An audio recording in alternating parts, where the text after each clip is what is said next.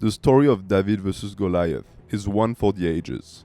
The idea that a smaller and weaker man can win against one that was bestowed with the gifts of size and strength has a strong draw on our common imaginations. Metaphorically, it signifies the surpassing of physical limitations that have been imposed on us at birth, and speaks of the undying thirst for hope and freedom which animates the human species. It should be no surprise then that this same foundation story would find iterations in every sort of media out there, shonen manga being no exception. By default, and besides a few major exceptions like One Punch Man, the genre needs its heroes to be underdogs. Indeed, to be able to articulate the evolution of a character throughout your story, you need that character to start low and gradually rise through the power rankings. As such, it is exceedingly common for shonen protagonists to be either short or not have the most imposing of physiques. Baki perfectly fulfills those two criteria. Standing at 5 feet 2, he is way below average when it comes to height, having been born with a narrow frame and a diminutive stature. One could argue that he still holds his own in terms of size, considering he is 180 pounds of anime muscles. However, since most of his competitors are way above that weight limit, he still could be considered as disadvantaged in that aspect. Case in point, Hanayama, who is Baki's foe for this episode of Manga Motivation, is 6 feet 3 at 365 pounds. He is the archetypal Goliath character, born with size and strength, the likes of which made him a god among men. Unlike Baki, who achieved his fighting prowess throughout hundreds and thousands of hours of grueling training, Hanayama was just born with them. Able to deliver devastating punches strong enough to break through concrete walls, and gifted with an abnormal grip strength that allows him to make limbs explode with a squeeze, he represents a wall of genetic injustice that our hero will have to climb if he wants to keep progressing. Kaoru's establishment as our Goliath is foreshadowed through a series of events and testimonies that give us a clear sense of his strength and character as a man. Considering he serves as a replacement for Yuri, who was supposed to be Baki's opponent after his training in the mountains, it was smart of Itagaki to run his exposition phase through the lens of boxing.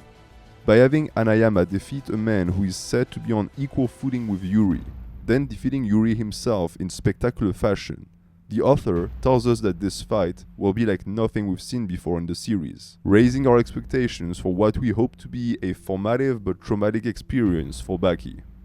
More sneakily, we can also note the fact that the man who Yuri was supposed to face in the ring before his combat with Baki is also described as a giant, a qualificative adjective that perfectly describes Hanayama.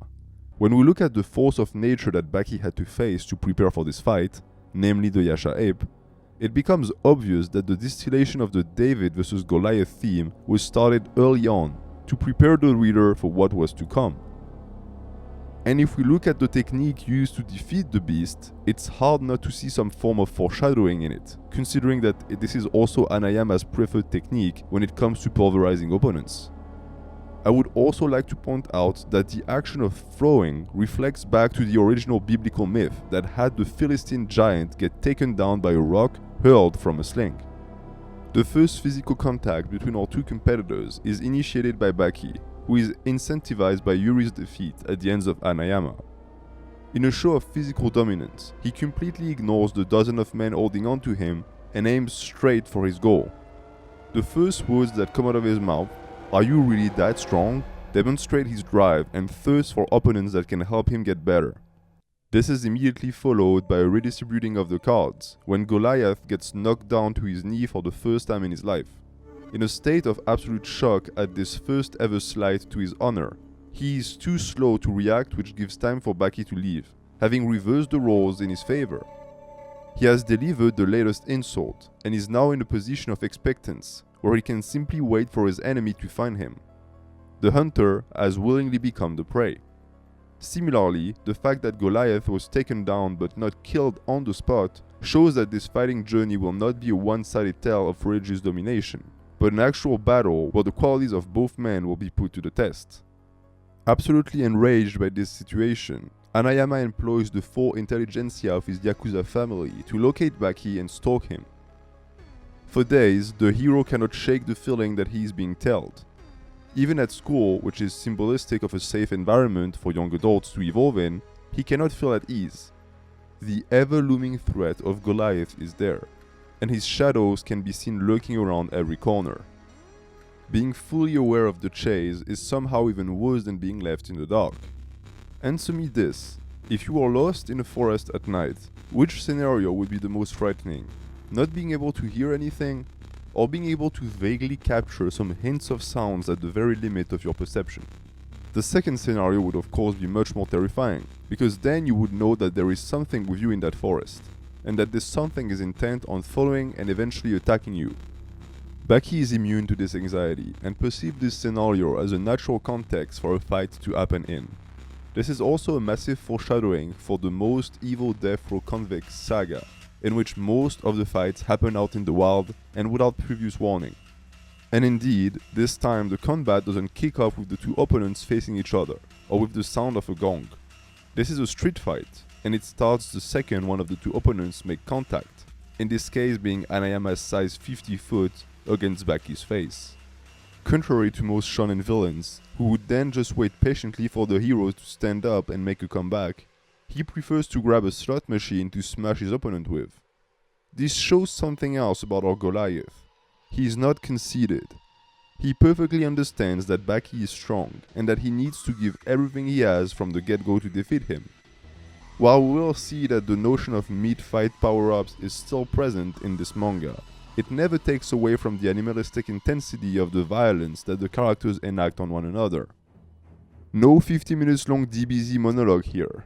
Grappler Baki characters let their fists do the talking.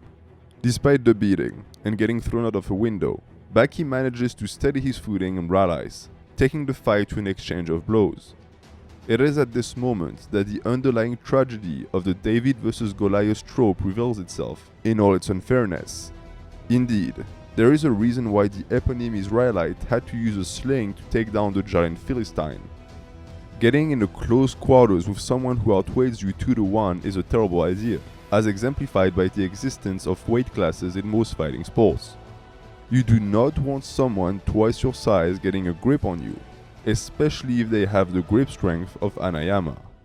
Fortunately for him, Baki has speed and technique on his side. He is able to run circles around his opponent, with close to no chance of getting hit. This is the weakness of giants. Their long limbs become more of a hindrance in close quarters, due to the time it takes for them to rotate and deliver blows.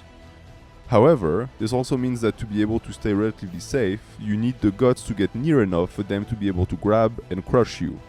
Even David waited for Goliath to crumble before he ran up and cut his head. But since our hero doesn't use weapons, he doesn't have that opportunity.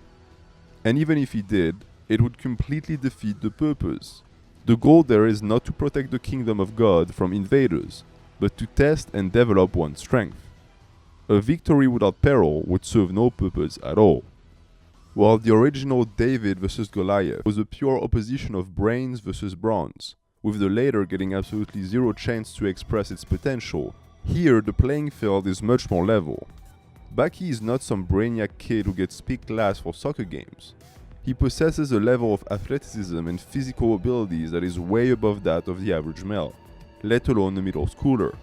What distinguishes the characters here in terms of fighting specs has much more to do with the opposition of what their natural gifts have led them to develop in terms of combat quirks. Hanayama, who is naturally slower, tends to favor powerful bursts of damage to take his opponents down. Since his ability to dish out blows cannot match the quickness of the average Baki character, he cannot rely on the volume of his attack to slowly chip away at the opponent's health. Instead, he banks on one-hit KOs that he likes to bring about by first blowing up one or several of his opponent's limbs, leaving them nice and stationary for him to land devastating punches on them. And as demonstrated here, it's not like this represents a major challenge to him, considering that he is almost certain to be able to grasp his opponent's flesh at some point or the other during the bout. Baki, on the other hand, has to deal with the underlying stress of seeing a part of his body blow up in front of his very eyes. This is also where the imbalance between their frames expresses itself. While Hanayama can be confident in knowing that his opponent's blows will not represent a mortal danger to him, the same cannot be said for the smaller counterpart, for whom any blunder can spell death. Being able to strike often and plenty is not enough against a tank. You also need to be able to penetrate its armor to inflict critical damage, while also keeping an ace up your sleeve that will help you dodge its shots if you end up in its line of fire. That ace is called the flow of power, and its manipulation is Baki's lifeline in this fight. If you read Kengan Ashura, or really any fighting manga, this is a concept you must be familiar with. The idea that by visualizing and redirecting the strength of the opponent, you can still his movement and seal any destructive power he might have, by rewiring it towards him and damaging him in the process. Aikido and a bunch of other self-defense practices are centered around that idea. Of course, it is much easier to do so in a dojo with a training partner coming slowly at you with a previously agreed upon technique, than to do that against some 300-pound monster who is trying to take your head off. By bringing Hanayama to the ground, Baki also opens a path for strikes to be delivered directly to the head of his opponent with full force, instead of having to jump to reach those vital points. Very similarly to the original David vs Goliath story, the smaller opponent only has a chance to grasp victory if he can manage to bring his opponent to his level. Interestingly enough, both methods of achieving that equality seem to have been gifted by God, with on one hand his will guiding David's sling to aim the rock, and on the other, bestowing this ability to control the flow of power onto Baki, helping him take down Hanayama. The difference here is that this is a genetic gift that was passed down from Yujiro to his son, which makes perfect sense seeing as how he ends up being the true god, or devil, of the Grappler Baki universe. But that's a topic for a different video. That newfound talent, far from irritating Hanayama, rejoices him. Similarly to Baki, he seeks strong opponents to face off against, but in his case, this wasn't an easy task. When you're born with unprecedented talent and strength, it can be difficult to find rivals to measure up against as you grow up, and this was certainly the case here. For the first time in his life, Kaoru deals with someone who he can call an equal, one that is giving him a tough time in a one-on-one battle without the use of weapons or treachery. At this point, I found it important to remind you that those two characters are still children, one being 13 and the other 15. The author subtly brings up this innocence of youth by contrasting the adult violence of this fight with the apparent air of purity and fun that these two boys harbor on their faces as they fight. This is not a struggle to the death for money, women or fame. It is the simple expression of competitiveness from two humans who are born to fight, and it is therefore not a surprise to see that they do so with smiles on their faces, despite the mortal danger they put each other in. One might argue that this is much easier to do for Hanayama, who is the one who is the least at risk because of his size. In a sense, his glee could be misconstrued as sadism, but I truly do not think this is the case. One, because the author has already done a good job establishing these two characters as being on equal standings, and two, because of imagery such as this one, which does a good job putting Hanayama back into a context that takes away from his propensity for aggression and combat. The contrast between his suit and mangled face and the plushies his blood is slowly dripping on offers a solid duality between the roughness of the characters and the untainted value of youth that they still express via their actions. The bout continues with Hanayama managing to regain his footing and putting Baki in a compromised position, his back against the wall. The corner is the most dangerous location to be in for a fighter, because of the lack of options it leaves when it comes to escapes or counterattacks. Getting pinned there is the nightmare of the outsider, who likes to use his footwork to navigate the environment and position himself to dish out safe strikes then retreat. Just like a grappler who gets taken down away from the ropes is in trouble, a technical master pushed against them by an infighter is in similar trouble, and the same can be said for Baki here. The natural conclusion of that trap is not long to come, as he gets absolutely perforated by a strike he had no chance of dodging. This is the very first direct blow that he receives in this fight, but it is enough to completely turn the tables around. As the old adage says, you cannot teach size, and in this very sentence rests all of the injustice of the Baki vs Hanayama fight. No matter how many punches he lands, how many throws he manages, and how many attacks he dodges, it only takes one to see victory spread its wings and fly away from him. Baki's saving grace here is that this type of mammoth-like punches cannot be thrown in quick successions, which gives him time to gather his wits and re-engage the fight on a more stable basis.